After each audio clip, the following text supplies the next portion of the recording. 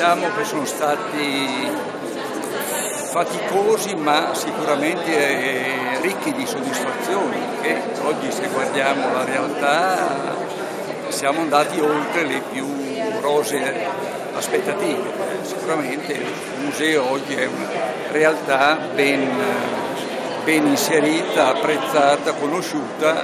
e quindi è sicuramente un incentivo a procedere in questo modo. I giovani di Confindustria Bergamo hanno per noi in Confindustria la delega all'education e loro sono fortemente impegnati nelle fasi del processo di orientamento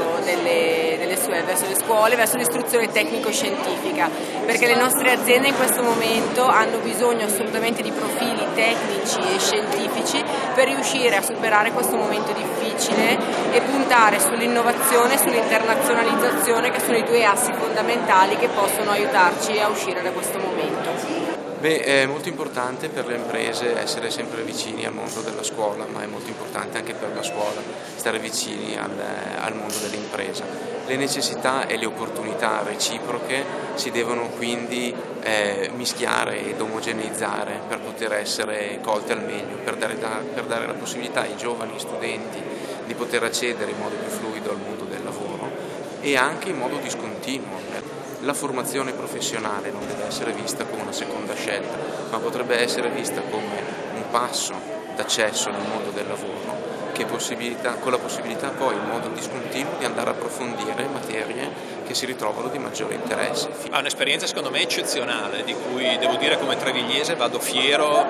in ogni posto del mondo dove mi capita di poterne parlare, la menziono. È stato fatto tantissimo, con grandissimi risultati e con grande intelligenza, direi, nel affrontare il problema non solo della diffusione e divulgazione, ma direi della educazione scientifica. Bisogna dare stabilità a questa cosa, bisogna assicurare le basi per andare avanti molti anni a venire. Questo direi che è l'impegno certamente del gruppo che direttamente guida questa attività, ma credo anche delle autorità cittadine che devono assolutamente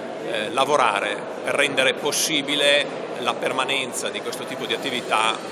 per tutti i decenni a venire. Sono molto soddisfatto, anche perché il pendolo è sempre stato un po' il nostro pallino.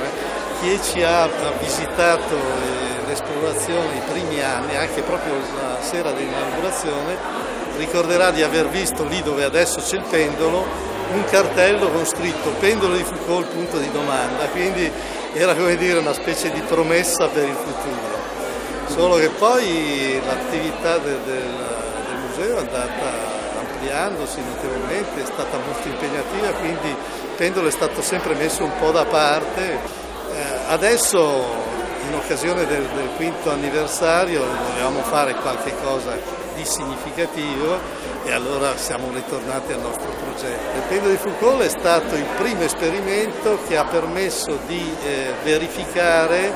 senza osservazioni astronomiche la rotazione terrestre, quindi è stato un esperimento che ha fatto molto scalpore quando è stato fatto a metà dell'Ottocento da Foucault ed è rimasto un classico, perché è anche affascinante, soprattutto quando viene fatto con pendoli molto lunghi, con questa oscillazione molto lenta e solenne, insomma ha un che di suggestivo.